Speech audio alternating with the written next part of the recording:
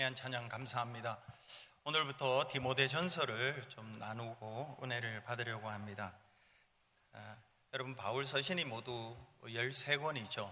13권인데 그 13권 중에서 목회 서신이 3권이 있습니다. 그러니까 이 바울 서신 중에 목회 서신이 3권인데, 목회 서신이라는 것은 디모데전서, 디모데후서, 디도서, 이 3가지가 목회 서신입니다. 바울이 모두 교회에다가 편지를 보냈는데, 이 목회 서신은 개인에게 편지를 보냈습니다. 물론 빌레몬서가 좀 개인에게 보낸 편지가 따로 있습니다만은 개인에게, 목회자에게 보낸 편지가 이 디모데전서 목회 서신입니다. 바울이 4차 전도 여행 때 이 목회 서신을 썼습니다. 디모데전서. 그러니까 인생 말년에 디모데전서를 썼다고 할 수 있습니다. 사도행전 28장 20절에 보면은 사도 바울이 2년 동안 로마의 감옥에 갇혀서 거기 있으면서도 이제 복음을 전하고 풀려나고 난 뒤에 그의 평생의 소원이 서바나로 가서 복음을 전하는 것이었는데, 그리로 가다가 에베소를 들립니다. 근데 에베소를 들렸는데 에베소 교회를 보니까 이단이 들어와서 교회가 흔들흔들 거렸던 것입니다. 그래서 자기가 데리고 가던 영적인 아들 디모데를 에베소 교회의 담임 목사로 세워놓고 그는 마게도냐로 다시 이제 빌립보가 있는 북서쪽으로 이렇게 복음을 전하러 갑니다. 가서 빌립보에서 이 에베소 교회의 소식을 듣고 굉장히 목회도 힘들고 교회도 어렵고 이런 소식을 듣고 난 뒤에 이 바울이 디모데에게 보낸 편지가 이 디모데 전서입니다.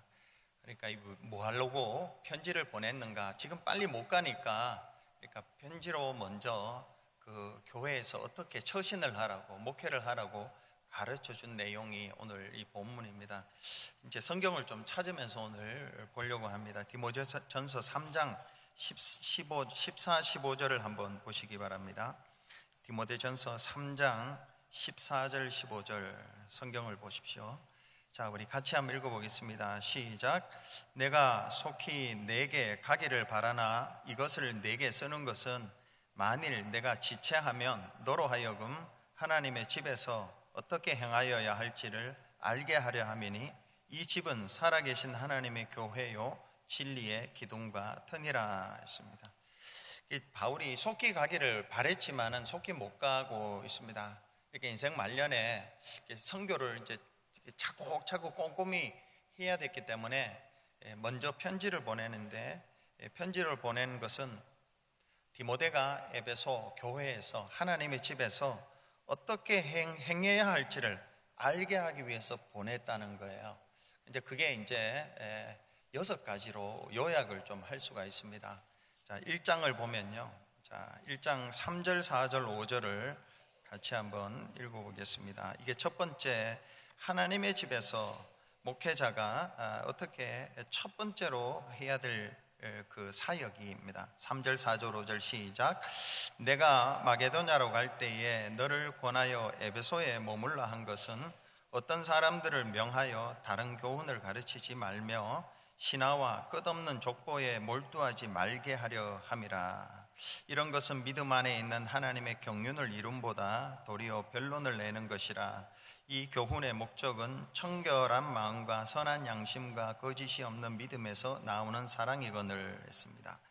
그러니까 첫 번째로 목회자가 교회에서 해야 되는 일은 이단을 경계하는 것과 복음을 수호하는 것, 이겁니다. 그러니까 지금 에베소에 머물러 한 것은, 마게도냐 같이 가다가 에베소에 머물러 한 것은 어떤 사람들을 명하여 다른 교훈을 가르치지 말고 신하와 끝없는 족보에 몰두하지 말게 하려 함이라 했습니다. 다음 주에 좀 보겠습니다만은 당시에 이단이 영주주의라는 것이 있습니다. 다음 주에 설명을 하겠습니다만은 영주주의라는 것은 이원론의 듀얼리즘에서 눈에 보이는 이런 세상은 다 악한 세상이고 보이지 않는 세상이 선한 세상이다라는 거고, 또 눈에 보이는 이런 세상을 창조하신 구약의 여호와 하나님은 신 중에서 가장 저급한 신이다, 이런 신론을 가지고 있습니다. 그러니까 이런 신이 교회에 들어와서 이제 영육을 이원론적으로 사고하게 만들고 행동하게 만듭니다. 그뿐만이 아니라 또 신하와 끝없는 족보들, 유대인들은 족보를 중요시하잖아요. 그러니까 뭐 희한한 이름들을 많이 넣어서 이 사람과 내가 가깝다는 이야기들을 하면서 이제 줄 세우는 이런 것들을 많이 합니다. 그러면서 내가 가깝다고, 아니 내가 가깝다고, 아니 내가 가깝다니까 이러면서 끝없는 논쟁이 일어나는, 끝없는 논쟁. 자기가 알고 있다고 남을 비판하고 무시하고, 자기의 지식으로, 이 지식으로 남을 세워줘야 되는데 남을 비판하고 깔보는 이런 이야기가 이 에베소 교회에 많이 일어났습니다. 그래서 이걸 멈춰라. 그러니까 이 사도 바울이 디모데에게 목회하면서 첫 번째 해야 될, 교회에서 해야 될 일은 이단을 경계하고 복음을 앞세워 수호해서 사랑하며 살게 해라. 사랑하면서 살게 해라. 그래서 오늘 본문 1장 5절에 보면요, 이 교훈의 목적은 청결한 마음과 선한 양심과 거짓이 없는 믿음에서 나오는 사랑이거늘 했습니다. 많이 알든 적게 알든 교회에서는 서로 사랑하는 것이 중요하다는 것입니다. 내가 알고 있다고 남을 비판하고 정죄하고 판단하고 무시하고 이게 아니라 내가 알든 모르든 아는 것으로 사랑하고 모르면 또 모르는 대로 사랑하는 것, 이게 첫 번째 할 일입니다. 그러니까 첫 번째 리더, 영적 리더, 또 조금 더 확장해서 교사들, 그리고 또 이렇게 해도 됩니다. 장로님들, 당의 구역 교사들, 구역장 리더들이 교회에서 첫 번째로 해야 될 일이 뭐냐? 이단을 색출하고 이단을 경계하고 복음을 수호하는 일들. 복음을 수호해서 뭐 하냐? 열매가 사랑이에요. 사랑하며 교회에서 사랑하면서 할 수 있도록 그렇게 이끌어가는 거, 이거예요. 두 번째는 자 2장으로 넘어가서 중보기도하는 것입니다. 자, 목회자가 영적 리더가 두 번째로 해야 되는 일은 중보기도인데 2장 1절에서 4절까지 같이 한번 읽어보겠습니다. 시작. 그러므로 내가 첫째로 권하노니 모든 사람을 위하여 간구와 기도와 도구와 감사를 하되 임금들과 높은 지위에 있는 모든 사람을 위하여 하라. 이는 우리가 모든 경건과 단정함으로 고요하고 평안한 생활을 하려 함이라. 이것이 우리 구주 하나님 앞에 선하고 받으실 만한 것이니 하나님은 모든 사람이 구원을 받으며 진리를 아는 데에 이르기를 원하시느니라. 두 번째는 목회자, 영적인 리더, 성경 교사들이 그 공동체를 위하여 해야 되는 것은 중보기도입니다. 자기를 위하는 게 아니고요, 중보기도. 그러니까 중보기도의 그 내용이 모든 사람을 위하여 기도하는데 그 모든 사람 중에서 첫 번째 기록된 게 위정자들이에요. 통치하는 사람들. 그 사람들이 좀 나라를 잘 다스리도록. 왜요? 신앙생활 잘하기 위해서요. 교회가 교회답게 신앙생활 잘하기 위해서 나라가 나라 역할을 잘할 수 있도록 기도하는 것입니다. 여러분, 우리가 나라를 위해서 기도해야 되는데 대통령을 위해서 뭐 기도를 해야 되는 이유가 뭐냐 하면요, 신앙생활 똑바로 하기 위해서요. 만약에 공산주의가 됐으면 우리가 신앙생활 할 수 있겠습니까? 못하죠.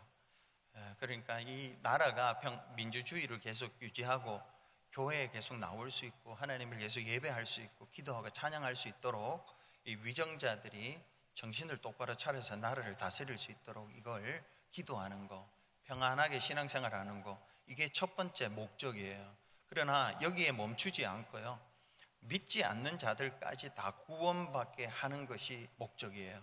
그러니까 중보기도, 목회자, 제가, 그리고 우리 장로님들, 이 교사들, 영적인 리더들은 두 번째로 교회에서 하나님의 집에서 행해야 될 일은 중보기도인데, 중보기도의 내용은 모든 사람을 위한 거고, 모든 사람은 첫 번째 중보기도의 대상은 위정자들이 나라를 잘 다스리고 우리가 신앙생활 잘 할 수 있도록 하고, 신앙생활 잘하는 우리뿐만이 아니라 믿지 않는 자들이 믿을 수 있도록 하기 위해서 중보기도해야 된다는 것이죠. 그게 2절과 4절에 그렇게 나옵니다. 임금들과 높은 지위에 있는 모든 사람을 위하여 하라. 이는 우리가 모든 경건과 단정함으로 고요하고 평안한 생활을 하려 함이라. 이게 목적인데요. 이게 궁극적인 목적은 이게 아니라 4절로 뛰면 하나님은 모든 사람이 구원을 받으며 진리를 아는 데에 이르기를 원하시느니라 했습니다. 자, 이제 말씀을 전하면서 이제 반복을 하겠습니다. 자, 첫 번째는 뭐라고요? 목회자가 해야 될 첫 번째는 이단을 경계하고 복음을 수호해서 성도들이 서로 사랑하며 살 수 있도록 하는 거고요. 두 번째는 성도들이 목회자는 두 번째는 중보기도하는 사람입니다. 모든 사람들을 위하여 중보기도하는 사람, 그러니까 정치자들을 위해서 중보기도하고, 그래서 나라를 잘 다스리고 교회 신앙생활 잘하고, 그리고 모든 사람이 복음을 듣고 구원받을 수 있어요. 세 번째는요, 교회의 질서와 조직을 위해서 사람 세우는 일, 일꾼 세우는 일에 대해서 하는 것입니다. 3장을 보면 이거는 조금 읽어보면 좋겠는데요. 우리도 장로님 세우고 권사님 세우고 안수 집사님 세우고 이렇게 하잖아요. 그거 하잖아요. 근데 그 기준이 뭐냐? 그 기준이 뭐냐? 여기에 기록되어 있습니다.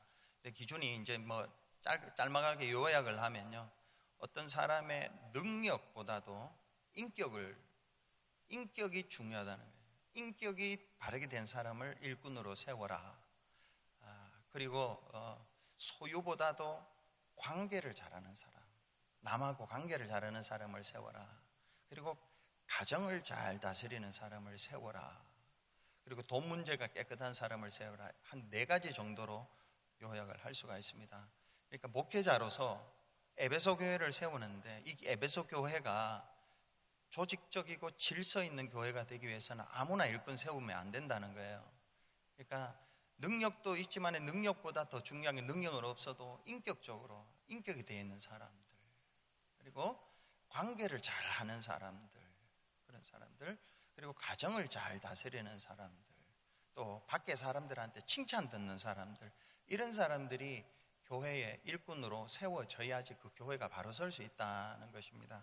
자, 3장 1절부터 13절까지 한번 제가 읽어보겠는데요, 제가 금방 말씀드린 것들을 주목하면서 읽어보겠습니다.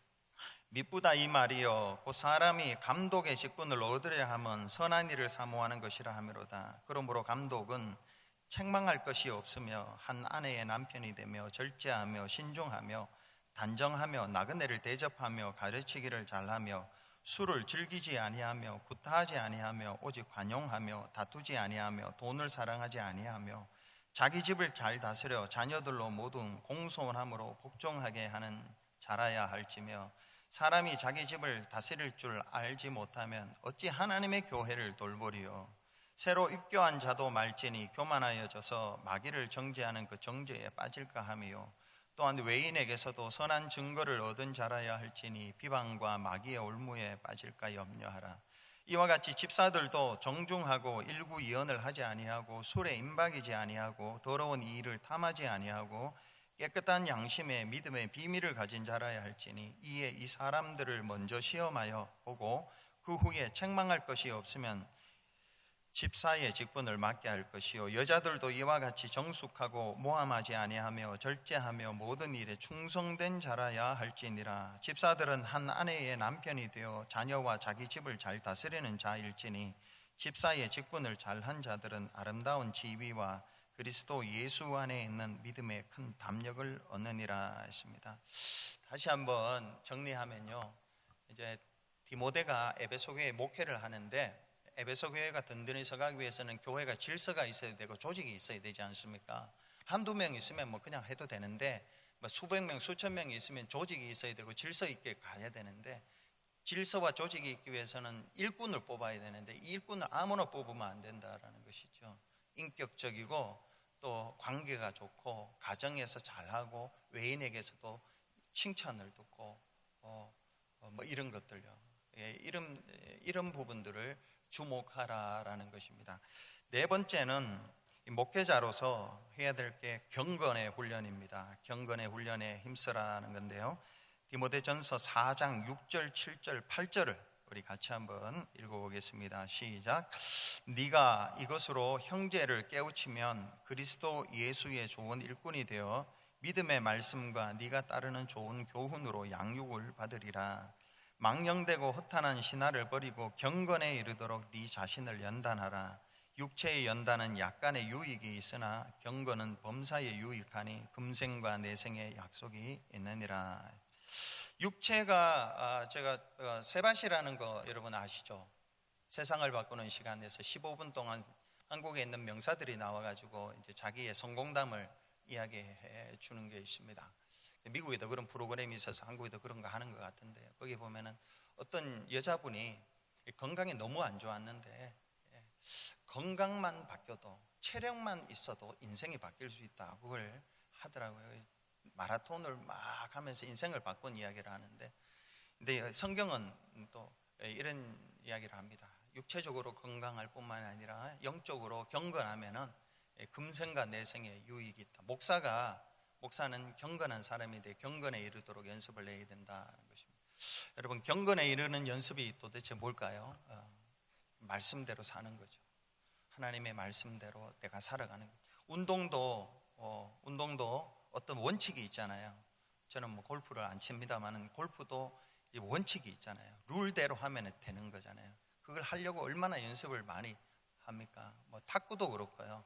마찬가지로 이 경건 훈련은 자기 마음대로 하는 게 아니에요. 성경을 가지고 자기가 하는 거죠. 성경대로 움직여 나가는, 이게 경건이에요. 이 경건의 훈련을 목사가 하고 교사가 하고 리더들이 해야 된다는 것을 가르칩니다. 5장으로 넘어가면 다섯 번째로는요, 성도들을 대하는 태도가 어떻게 해야 되느냐 하는 것입니다. 목회자로서 성도를 대하는 태도가 5장 1절 2절만 읽어보면요, 같이 한번 5장 1절 2절을 읽어보겠습니다. 시작.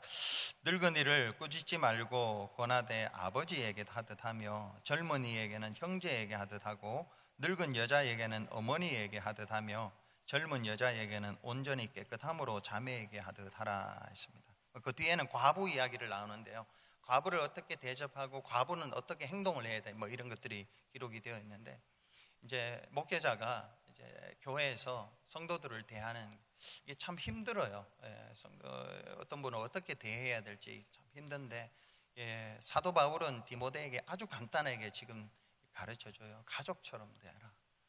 나이 드신 분은 아버지처럼 모시고, 나이 드신 여자분은 어머니처럼 하고, 이보다 젊은 여자는 어떻게 합니까? 깨끗함으로 자매에게 대해야 하고, 남자는요 형제처럼 대하라.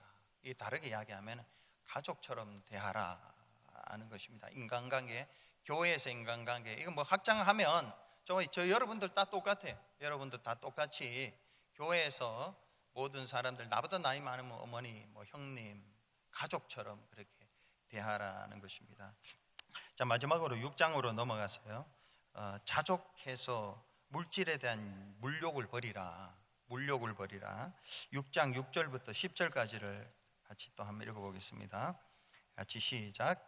그러나 자족하는 마음이 있으면 경건은 큰 이익이 되느니라.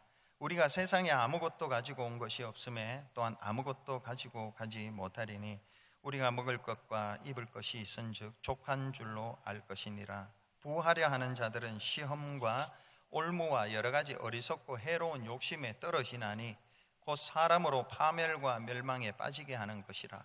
돈을 사랑함이 일만하게 뿌리가 되나니 이것을 탐내는 자들은 미혹을 받아 믿음에서 떠나 많은 근심으로서 자기를 찔렀느니라 했습니다. 목회자가 먹을 거 있고 마실 거 있으면 족하라, 돈에 대한 욕심을 버려라 하는 것입니다. 이 6가지예요. 바울이 빌립보에서 에베소에 편지를 보내면서 네가 하나님의 집에서 이렇게 행하면 네 목회가 잘 되고 교회가 바르게 건강하게 세워질 거다라는 것입니다. 여러분 기억하세요? 첫 번째 뭡니까? 첫 번째, 복음을, 이단을 경계하고 복음을 사수하라. 두 번째는요, 중보기도 하는 거죠. 온 사람들을 위해서, 특별히 위정자들을 위해서 중보기도해서 나라가 평안하고, 그리고 믿지 않는 자들이 구원받을, 모든 사람이 진리를 아는 데 이르게 하는. 세 번째는요, 일꾼 세우는 거예요. 일꾼을 세울 때에 정말 일꾼을 잘 세우라는 거죠. 잘 세우고 조직과 질서를 위해서 일꾼을. 네 번째는요, 제가 기억이 안 나네요. 네 번째는 경건에 이르는 연습을 하는 거예요. 경건. 그러니까 육체적인 운동도 룰이 있듯이요, 하나님 말씀에 계속 맞추는 거예요. 계속 내가 맞추는 거. 다섯 번째는 뭐죠? 성도들 대할 때 인간관계를 가족처럼 대하라. 여섯 번째는요, 자족하고 물질에 대한 욕심을 버려라 하는 것입니다. 여러분, 제가 오늘은 조금만 더 말씀 전하고 요거 이제 디모데전서 할 때마다 반복을 하려고 그래요. 왜 그러냐 하면은, 여러분은 저를 위해서 뭘 기도하십니까? 여러분은 저를 위해 기도 안 하는 모양이네. 기도하십니까? 안 하십니까? 여러분의 목사를 위해서 뭘 기도하세요? 저도 이걸 보면서요, 제가 아는 목사님들을 위해서 뭘 기도해야 되나 생각을 해봤어요. 지금까지 뭘 위해서 무슨 기도를 했나. 목회하는 동료나 선배 목사님, 후배 목사 기도 부탁할 때마다 저분을 위해서 도대체 뭘 기도해 줘야 되느냐 할 때요, 발견한 게 있습니다. 이걸 기도해. 이 여섯 가지를 가지고 여러분은 저를 위해서 기도하고요, 그리고 여기에 맞도록 여러분이 또 사셔야 되고 기도하셔야 돼요. 다시 한번 외워보겠습니다. 첫 번째가 뭐예요? 김윤배 목사가 이단을 경계하고 복음을 사수할 수 있도록, 그렇죠? 두 번째는요, 중보기도하도록 유정자들을 위해서 교회가 평안하게 신앙생활하고 또 복음이 전파될 수 있도록 중보기도하는 목사가 되고, 세 번째는요, 교회 일꾼 잘 세워요.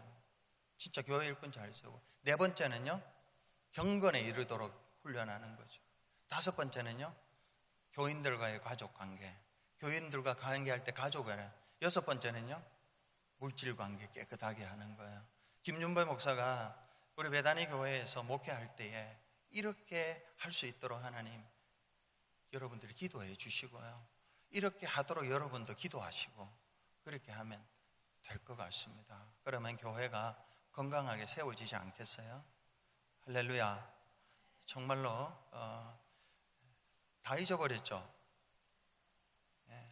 성경 보시면서요, 교회가 이렇게 되기를 하고요. 오늘 1절, 2절 한 번만 읽었는데 요거 조금만 설명하고 마치겠습니다. 1절에 보면은 사도 바울이 이렇게 고백합니다. 우리 구주 하나님과 우리의 소망이신 그리스도 예수의 명령을 따라 그리스도 예수의 사도된 바울이라 합니다. 여기 1절에 보면은 사도 바울은 지금 나이가 많았고요, 가진 것도 없고요, 사회 경제적으로 보면은 아무것도 없는데 이 사람은 너무 자신감이 있고 자존감이 있고 당당하게 그렇게 살아가요. 이유는 우리 구주 하나님과 우리의 소망이신 예수 그리스도 때문에 그래요. 우리 구주 하나님과 우리의 소망이신 예수 그리스도, 구주 되시는 하나님. 여러분, 구주가 세이비어고 딜리버러지 않습니까? 하나님이 사도 바울이 힘들고 어려울 때 함께 해주는 거, 이게 구원이에요. 여러분들, 함께 해주는 게 구원이에요. 함께 해주는 거. 그리고 거기서 꺼내주는 것도 구원인데요, 하나님이 그런 분이라는 것 때문에 그는 너무너무 당당하게 살아가요. 그리고 우리의 소망이신 예수 그리스도, 지금 그가 복음을 위하여 모든 걸 포기하고 모든 걸 헌신하고 매맞고 잠도 못 자고 굶주리고 무시당하고 거절당하는 이 모든 것들 주님이 오셔서 갚아주시리라는, 이게 소망이잖아요. 그것 때문에 이 사도 바울은 당당하게 살아가요. 당당하게. 그 당시에 황제, 제우스, 아폴로 이런 것들이 전부 신이고 이랬는데요, 이 사도 바울은 우리 구주 하나님, 우리의 소망이신 예수 그리스도, 이게 그냥 믿어진 거예요. 그냥 가슴에 꽉 차서 살아간 거예요.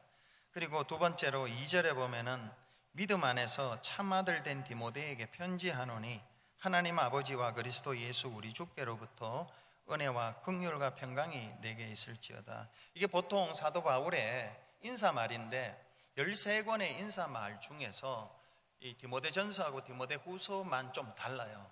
디모데전서, 디모데후서 빼고 다른 데는 전부 거기다가 은혜와 평강이 있을지어다 하는데, 이 디모데전서 후서는 은혜와 긍휼이 안에 들어가 있어요. 긍휼.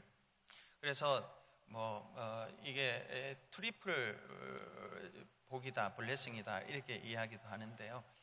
사도 바울이 디모데에게 특별히 긍휼을 빌어줬어요. 왜 그러냐 하면 이 에베소가 세 가지로 목회하기가 참 힘든 도시였어요.